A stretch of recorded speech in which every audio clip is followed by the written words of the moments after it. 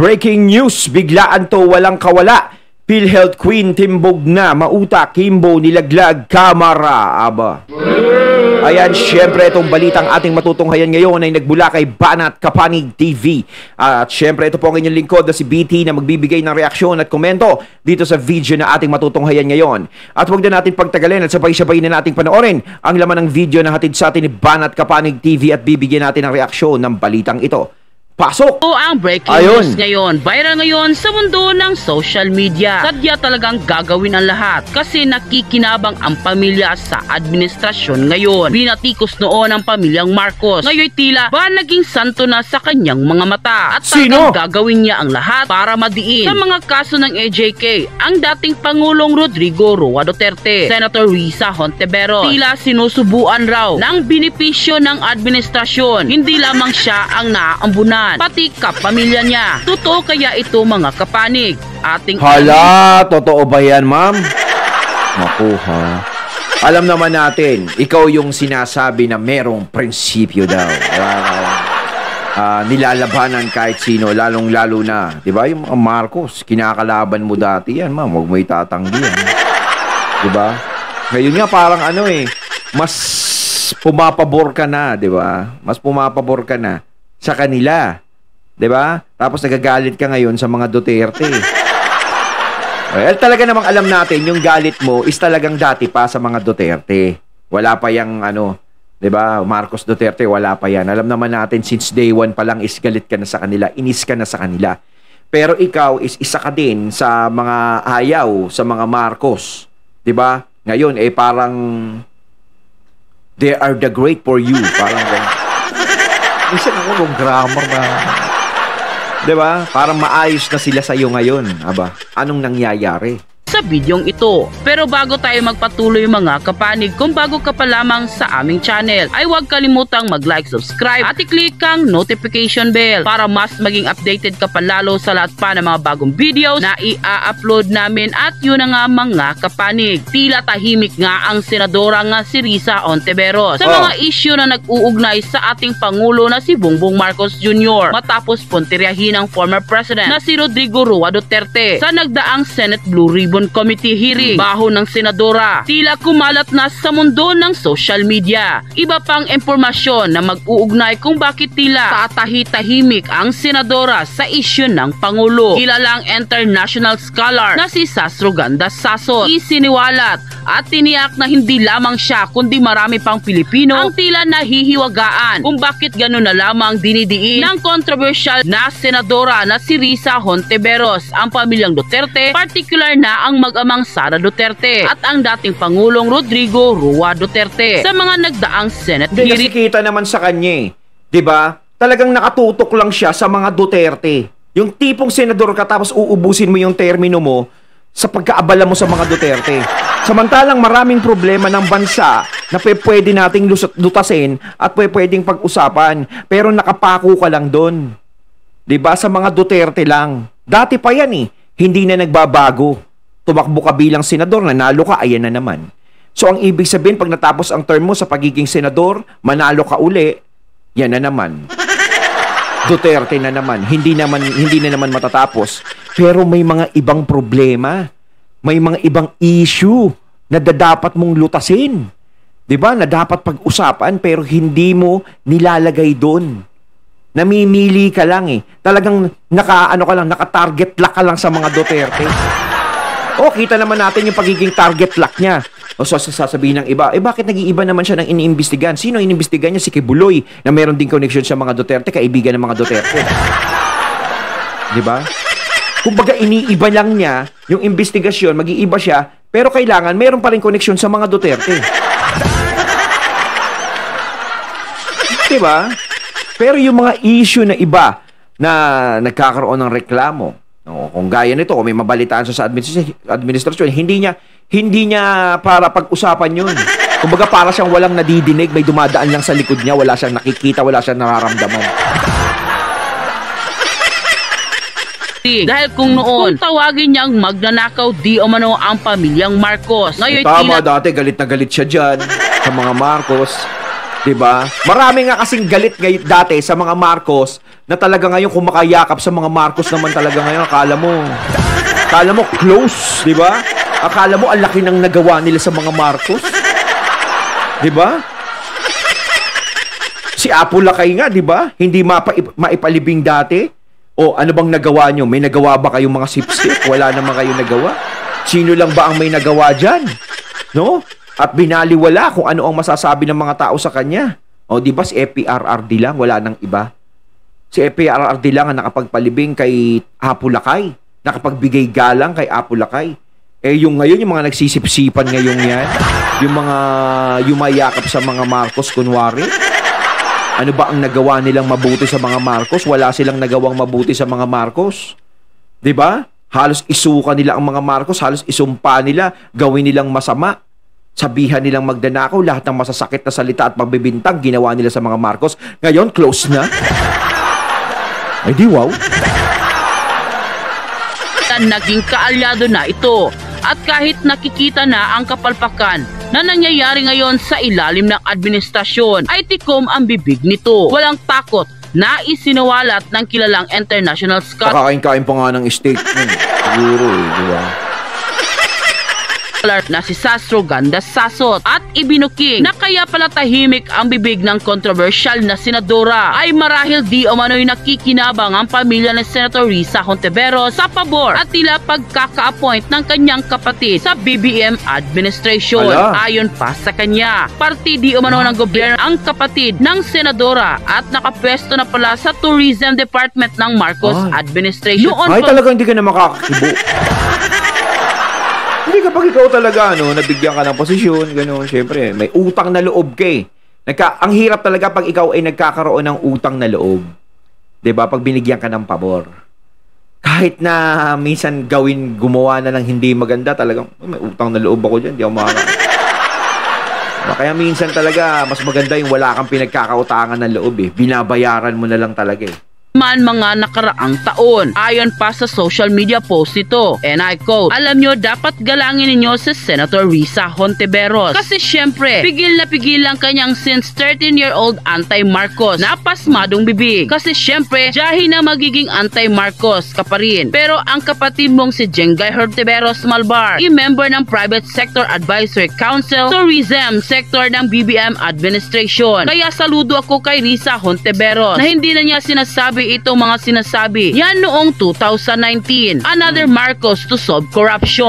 Marcos was the paragon of corruption. Syempre diba ang awkward nagmag-anti-Marcos si Risa Hontiveros. Tapos yung kapatid niya ay miyembro ng Private Sector Advisory Council, PCAC Tourism Sector ni BBM. Wow, grabe. Kumbaga wala na tayong masabi dyan. Tsaka huwag na natin asahan si Risa magsasalita tong laban kay PBBM o laban. Kahit anong marinig niya sa ganun yan.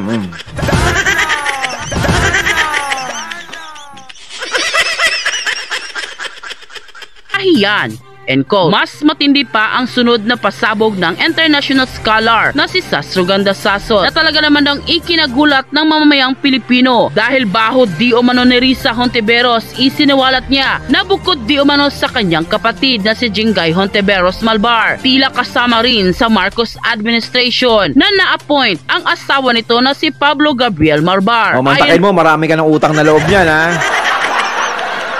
O kaya talaga tanggapin na lang natin sa sarili natin na talagang magta-target lock na lang to sa mga Duterte.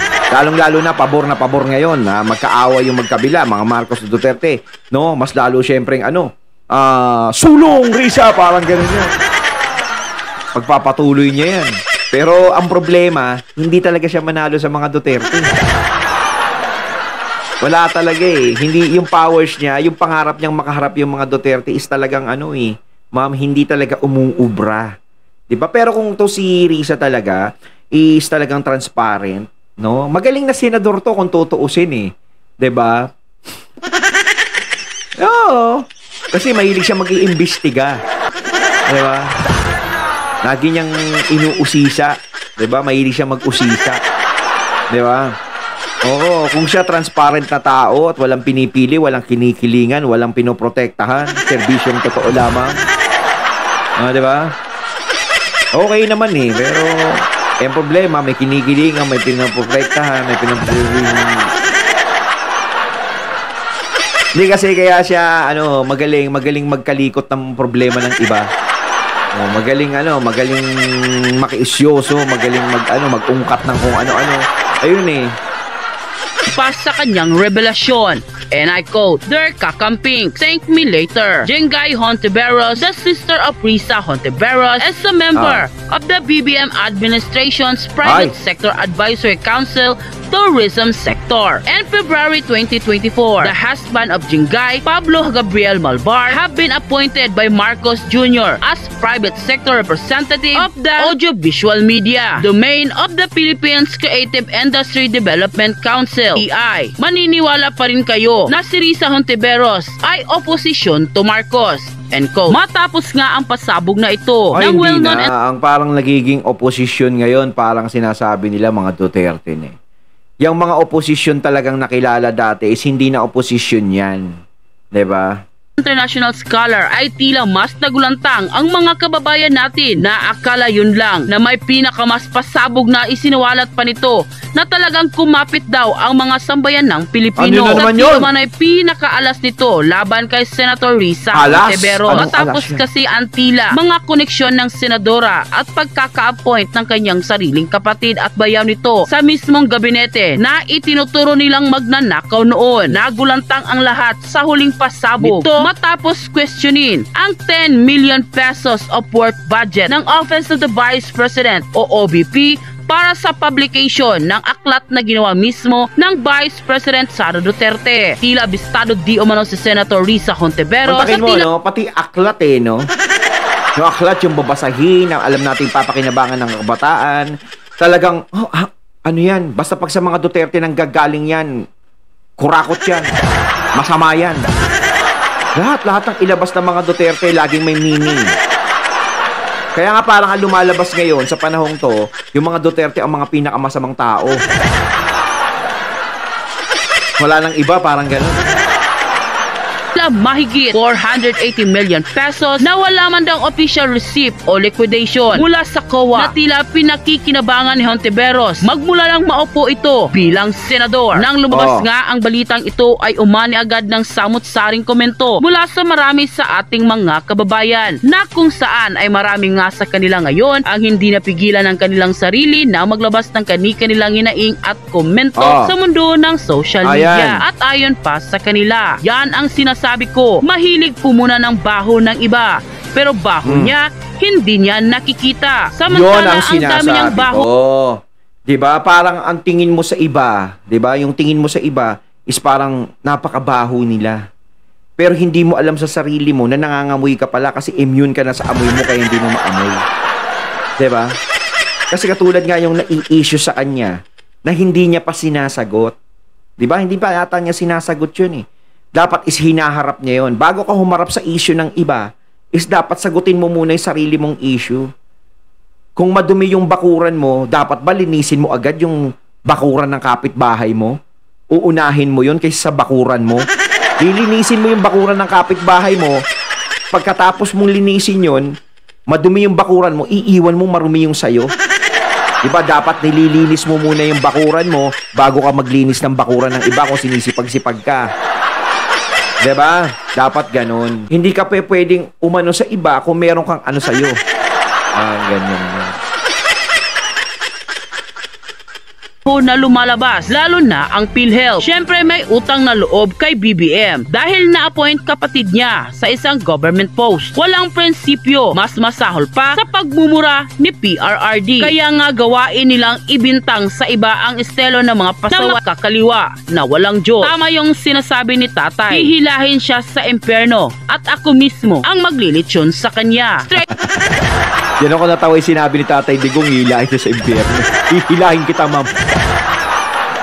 Duterte Allies for Filipinos Freedom. Dahil sa administrasyon ngayon, wala kang freedom if ibulgar mo ang katiwalian ng mga nakaupo. Tayong taong bayan ang nag-upo sa kanila. Tayo din na taong bayan ang merong power para itapon sila sa inaabuso. Ayun yun kapag sinasabing walang freedom, walang demokrasya, di ba? Alam nyo, kung merong bumabatikos sa inyo bilang politiko, bilang nakaupo, kung binabatikos kayo, dapat tinatanggap nyo yun. Yan nga ang importante. Yung sinasabi ko dati na nalalaman nyo kung ano yung nagiging pagkakamali nyo. 'Di ba? Hindi naman pwedeng lagi na lang ang alam nyo lang sa sarili nyo tama. 'Di ba?